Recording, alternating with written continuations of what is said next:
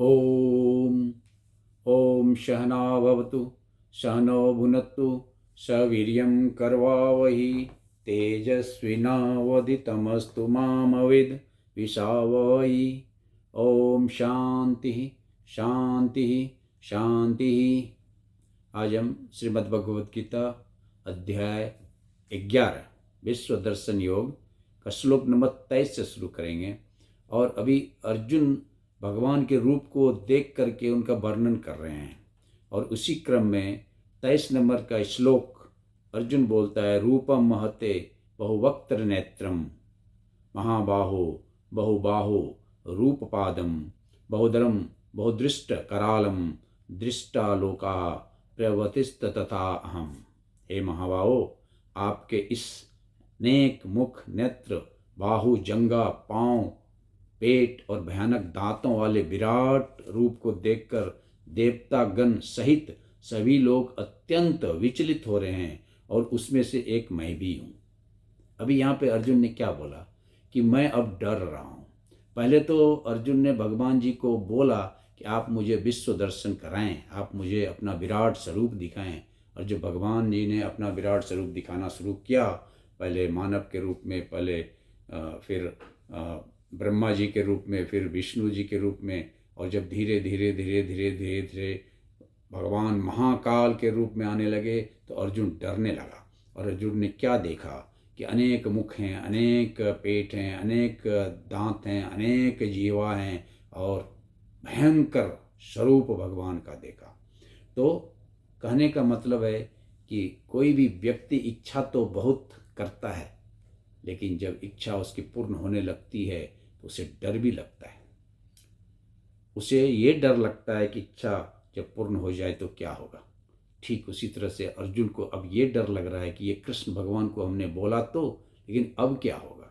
और उसी क्रम में अर्जुन अब आगे का श्लोक बोलते हैं, और बोलते हैं कि नव अस्पृदम दीप्त मनेक वर्णम व्यात्ता आननम दीप्त विशाल नेत्रम दृष्ट्वा ही त्वाम प्रवदिंत अंतरात्मा धृतिम ना विंदामि समश्च विष्णु। अभी यहाँ पे विष्णु शब्द का उच्चारण, विष्णु शब्द से भगवान जी को संबोधित किया अर्जुन ने।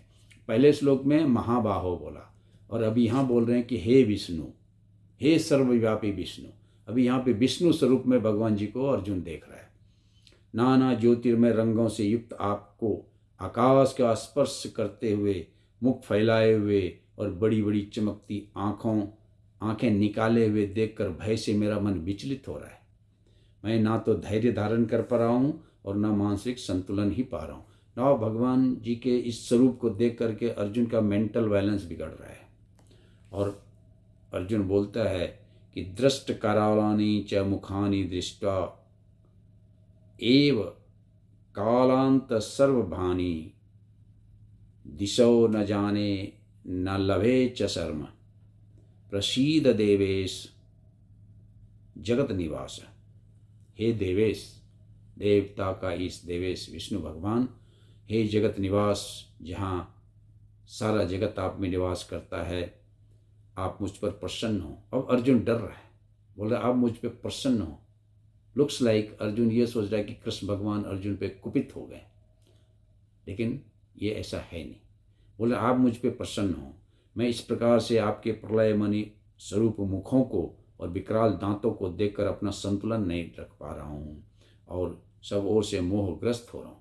अभी देखें, अगर कोई चीज़, किसी चीज़ को इच्छा होता है तो भी लोभ और मोह आता है, और जब इच्छा पूरी भगवान करते हैं तो भी लोभ और मोह आ रहा है। यहाँ भी बोल रहा है मोहग्रस्त हो रहा हूँ, मेरा मेंटल बैलेंस बिगड़ रहा है। और आगे इस क्रम को अर्जुन आगे बढ़ाते हुए क्या बोल रहा है भगवान जी को। अर्जुन क्या देख रहा है, तो अर्जुन देख रहा है अमी चत्वा धृतराष्ट्रस्य पुत्रा सर्वे एव अवनिपाल संघे भीष्म द्रोण सूतपुत्र तथा असौ सह अस्मदीये अपि योध मुख्ये वक्त्राणि ते त्वरमरान् विशन्ति दृष्टकारालानि भयाकानि केचित् दुग्नन तस्नान अंतरेषु संदृश्यन्ते चूर्णि तैरु अंगे। अब ये संस्कृत का शब्द है, संस्कृत नहीं समझ में आता कोई बात नहीं, लेकिन इसके अर्थ को समझिए, इसके भाव को समझिए। और अब अर्जुन क्या बोल रहा है कि धृतराष्ट्र के सारे पुत्र अपने समस्त सहायक राजाओं के साथ भीष्म, द्रोण, कर्ण एवं हमारे प्रमुख योद्धा भी आपके विकराल मुख के अंदर प्रवेश कर रहे हैं। उनमें से कुछ के सिरों को तो आपके दांतों के बीच चूर्णित हुआ देख रहा हूँ। यानी कि 18 अक्षौरी सेना जो है वो भगवान श्री कृष्ण के मुंह में जाते हुए अर्जुन देख रहा है। उसमें सारे लोग दिख रहे हैं, भीष्म दिख रहा है, द्रोण दिख रहा है, कर्ण दिख रहा है और अपने भी सारे योद्धा दिख रहे हैं। जिस प्रकार से कि नदी समुद्र की ओर, जिस प्रकार से कि पतंग अग्नि की ओर वेगवान हो जाता है, उसी प्रकार से सारे सेना भगवान के मुख की ओर वेगवान होता हुआ दिखाई दे रहा है। इसका मतलब क्या हुआ? इसका मतलब हुआ कि मृत्यु तो सुनिश्चित है। तो जो व्यक्ति काल के कराल में चला जाता है, जो व्यक्ति काल के थपेड़े से बच नहीं पाता है, वह व्यक्ति को भगवान जी अर्जुन को दिखा रहे हैं अपने मुख में जाते हुए। कोई तो दांत में फंसा हुआ है, कोई तो सीधा अंदर जा रहा है, कोई तो चबा चबा के अंदर जा रहा है। कहने का मतलब हो गया कि कोई व्यक्ति दुख सह सह के काल को प्राप्त करता है, कोई व्यक्ति आराम से डायरेक्ट काल को प्राप्त करता है। जैसे हार्ट अटैक हुआ, खत्म, चलते फिरते बोलते आदमी मर गया। कोई व्यक्ति है 2 साल तक बेड पे पड़ा हुआ है, तो दांत में फंसा हुआ व्यक्ति के समान है। कोई व्यक्ति है कि 2 महीना, 4 महीना, 1 महीना दुख दर्द को सहता है। कोई व्यक्ति है कि पूरा शरीर उसका एक्सीडेंट में टूट फूट जाता है, चूर्ण चूर्ण हो जाता है। तो कई तरह के मृत्यु आदमी को प्राप्त होते हैं और भगवान जी यही दिखा रहे हैं कि कोई तो सीधा उनके मुख में जा रहा है। जो सदोगत हैं वो सीधा मुख में जा रहे हैं, जो अधोगति हैं वो या तो दांत में फंस के अनेक दुखों को सहते हुए फिर मृत्यु को प्राप्त करता है। कोई तो भगवान जी के दांतों के बीच में चकनाचूर होता हुआ दिखाई पड़ रहा है। तो इस तरह से अर्जुन सारे योद्धा को भगवान के मुख में जाते हुए देख रहे हैं। और फिर 28 नंबर के श्लोक में अर्जुन आगे बात करता है, यथा नदीनां बहवो अब्बुवेगा समुद्रम एव अभिमुखा द्रवंती तथा तवामि नरलोकवीरा विशन्ति वक्त्राणि अभिज्वलन्ति। जिस प्रकार से एक नदी, मैंने पहले भी बात किया, जिस प्रकार से नदी की अनेक तरंगें समुद्र में प्रवेश करती है, उसी प्रकार से ये समस्त महान योद्धा भी आपके जलते हुए मुख में, प्रज्वलित मुख में प्रवेश कर रहा है। पहले भी हमने बात किया कि वेदव्यास जी और भगवान श्री कृष्ण श्रीमद् भगवद गीता में जो उदाहरण देते हैं वो प्रकृति से देते हैं, मनुष्य से बहुत कम देते हैं। यहाँ भी उदाहरण क्या दे रहे हैं? उदाहरण दे रहे हैं नदी और समुद्र का। और आगे जो उदाहरण दे रहे हैं वो दे रहे हैं, यथा प्रदीप्तम जलन पतंगा विसंधि नाशाय समृद्ध वेगा तथा एव नाशाय विसंति लोका सत्व अपि वक्त्राणि समृद्ध वेगा। यहाँ फिर से पतंग और अग्नि का भगवान जी उदाहरण दे रहे हैं और बोल रहे हैं कि मैं समस्त लोगों को पूर्ण वेग से आपके मुख में जाते हुए देख रहा हूँ। ठीक उसी तरह से जिस तरह से कि पतंगा अपने विनाश के लिए प्रज्वलित अग्नि में कूद पड़ता है, विनाश काले विपरीत बुद्धि। और उसी बात को आगे फिर बढ़ा रहे हैं कि लेली हसे ग्रसमान समन्तान लोकान संप्राण बंदने जलद अग्नि तेजो भी आपूर्य जगत संग्रम भास तब उग्रा प्रवदंति विष्णु। इस संस्कृत के बहुत ही क्लिष्ट शब्द हैं जिससे कि वेदव्यास जी ने इनकी रचना, श्रीमद् भगवद गीता की रचना की है। लेकिन एक एक शब्द का अगर अर्थ आप समझेंगे तो फिर आपको श्रीमद् भगवद गीता बहुत ही आसान लगेगा। यहाँ पे क्या बोल रहे हैं कि हे विष्णु, यहाँ फिर से विष्णु बोल रहे हैं, मैं देखता हूँ कि आप अपने प्रज्वलित मुखों में सभी दिशाओं के लोगों को निगले जा रहे हैं। आप अपने ब्रह्मांड को अपने तेज से आपूरित करके अपनी विकराल झुलसाती किरणों से प्रकट हो रहे हैं। अभी अर्जुन जो देख रहा है वो अब भगवान जी को बता रहा है। और 31 नंबर में फिर आगे भगवान जी को बताते हैं, आग्रह करते हैं, प्रार्थना करता है अर्जुन कि आख्यामि मे को भवान रुग्र उपो नमः तु तेव देव वर प्रसीद विज्ञातुम इच्छामि भवंत आम्यत नाहि प्रजनानाम तप प्रवर्तितम। हे देवेश, कृपा करके मुझे बताएं कि इतने उग्र रूप में आप कौन हैं। मैं आपको नमस्कार करता हूँ, कृपा करके मुझ पे प्रसन्न हों। आप यदि भगवान हैं, मैं आपको जानना चाहता हूँ, क्योंकि मैं नहीं जान पा रहा हूँ कि आपका प्रयोजन क्या है। अभी यहाँ पे देखें, हम सभी का मृत्यु काल निश्चित है, सिर्फ हम समय और स्थान नहीं जानते। कब होगा, कहाँ होगा, ये हमें नहीं पता, लेकिन हमारा जितना भी एक्टिविटीज होता है ये काल के फ्रेमवर्क के अंदर ही होता है, काल के परिधि के अंदर ही होता है। हर वक्त हम समय के परिधि के अंदर ही रह करके संसार के सारे कर्मों को करते हैं। और ये जो परिधि है, ये जो फ्रेम है, ये बिल्कुल फिक्स है, ये चेंज नहीं होगा। आप इसके अंदर ही कर्म करते करते करते करते कब और कहाँ खत्म हो जाओगे, ये हमको और आपको पता नहीं है।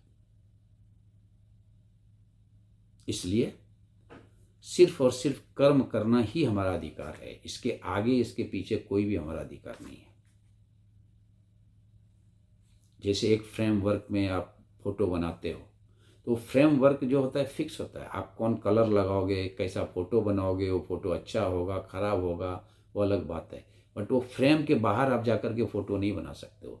ठीक उसी तरह से हम और आप काल रूपी फ्रेमवर्क के अंदर ही सारे कर्म करते हैं। अच्छा कर्म करो, खराब कर्म करो, बुरा कर्म करो, वो अलग बात है, लेकिन कर्म उसके अंदर ही करना है, समय के अंदर ही करना है। जन्म और मृत्यु का जो एक परिधि है, एक फ्रेम है, उसके अंदर ही हमको और आपको कर्म करना है।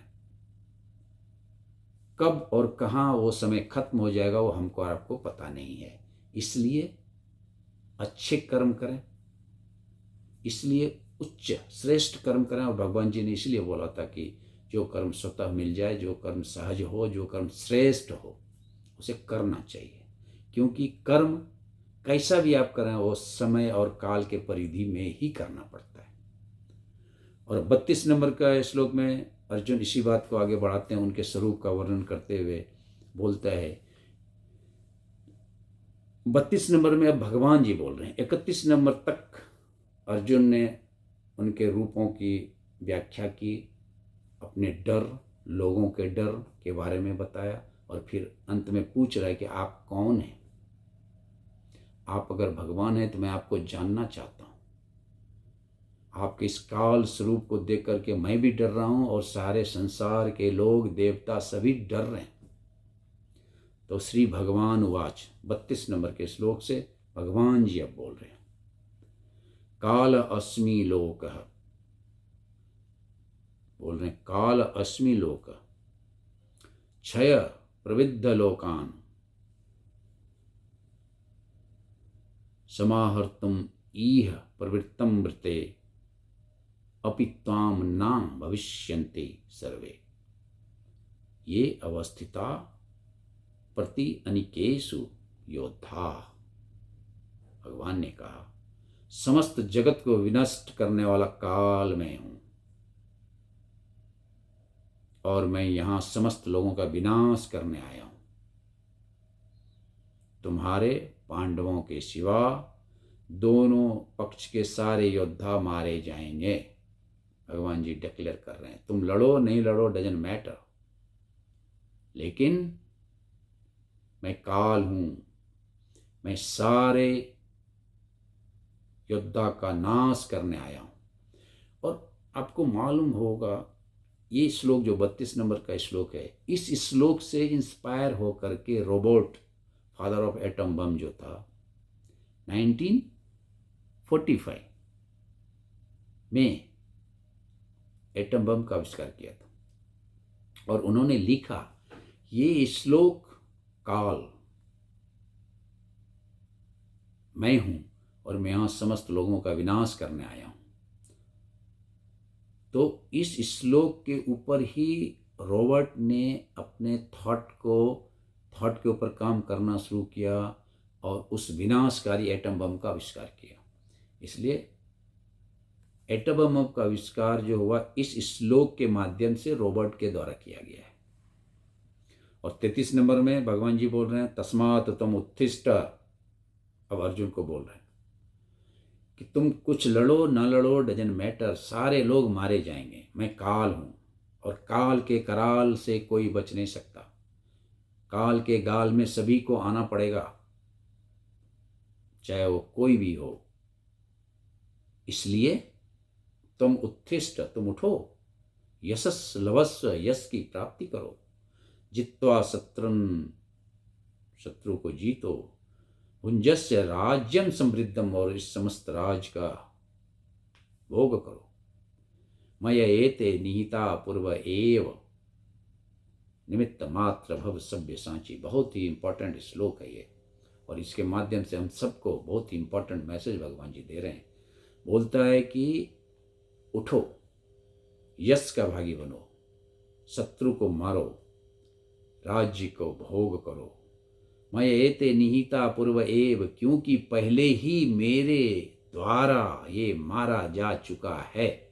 इसलिए निमित्त मात्र भव, तुम सिर्फ निमित्त मात्र भव बनो, तुम सिर्फ एक इंस्ट्रूमेंट बनो। हे सभ्य सांची। सभ्य सांची का मतलब है जो बायां हाथ से भी धनुष चला सके। अर्जुन का एक नाम सभ्य सांची भी है। अर्जुन एक धनुर्धर है, एक वीर योद्धा है, लेकिन मोहवश वो युद्ध करने से भाग रहा है। इसलिए भगवान जी बोलते हैं तुम भागो, तुम युद्ध करो, नहीं करो, कुछ फर्क नहीं पड़ता, सारे लोग मारे जाएंगे। इसलिए तुम एक निमित्त मात्र बनो, और निमित्त मात्र बन के भी तुम यश के भागी बनोगे, तुम शत्रु को जीतोगे, तुम इस राज्य को के सुख को प्राप्त करोगे। और इस तरह से हम और आपको भगवान जी ये बताना चाह रहे हैं कि कोई भी कर्म नहीं करने से तुम बच नहीं सकते हो, और कोई भी कर्म करने से भी तुम बच नहीं सकते हो। ये तो सिर्फ एक निमित्त है। We are all instrument to do the job, rest all is on God. हम और आप कुछ नहीं कर सकते। और 34 नंबर में भगवान जी यही बोलते हैं द्रोणम च भीष्मं च जयद्रथम च कर्णम तथा अन्यापि योध वीरान मया हत्वा त्वाम जयी मां व्यतिस्ता युद्धस्य जेतासि रणे सपत्नानाम। द्रोण, भीष्म, जयद्रथ, कर्ण और अन्य महान योद्धा पहले ही मेरे द्वारा मारे जा चुके हैं, अतः तुम उसका वध करो, तनिक भी विचलित ना हो। तुम केवल युद्ध करो, युद्ध में तुम शत्रु को परास्त करोगे। और ये भगवान जी ने अर्जुन के माध्यम हम सबको बताया कि do your obligatory duty, don't think about the result, all those are already decided by the God. We and you all are working in the frame of the time. When and where this time will off, we don't know.